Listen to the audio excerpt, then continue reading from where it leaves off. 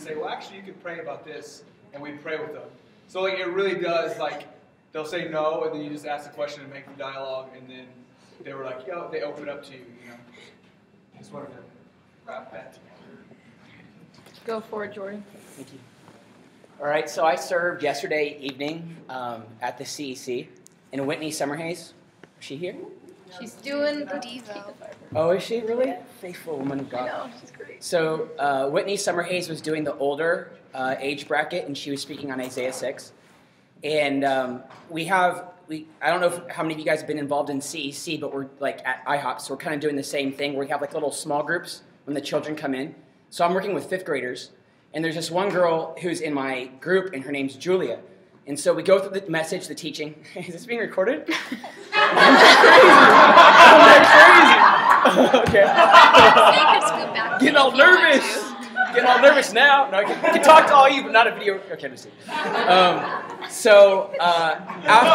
After we come back after the message, they have like a little bit of a response. So I told my group that I would like to pray with them just for God to open up the promise of Acts 2, Joel 2, that He'd pour out His Spirit on sons and daughters and that they would prophesy.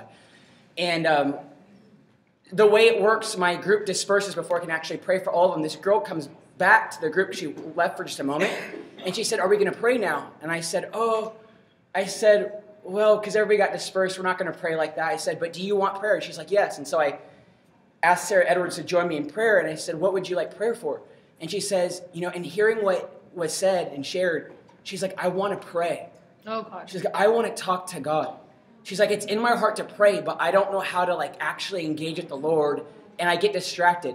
And so me and Sarah just prayed for her and just gave her practical insights on how to engage with the Lord. But the thing that was just so sweet is that her heart no one said, "Hey, go ask for prayer." There was desire and hunger in her heart to volitionally want to call upon the name of the Lord and to know Him deeply.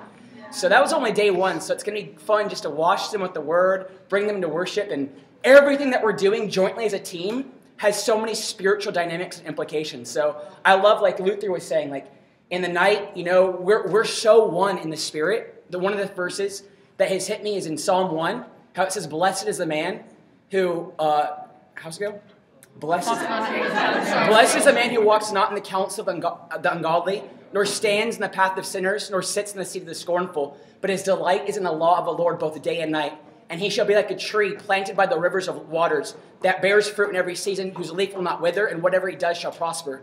And we're a corporate man who's meditating on the word day and night, and what we touch and overflow is making us thrive like a life-giving tree that's bearing fruit and we will not wither. So as you guys hold the line in the day, it causes us to thrive in the night. And as we hold the line in the night, it causes you guys to thrive in the day.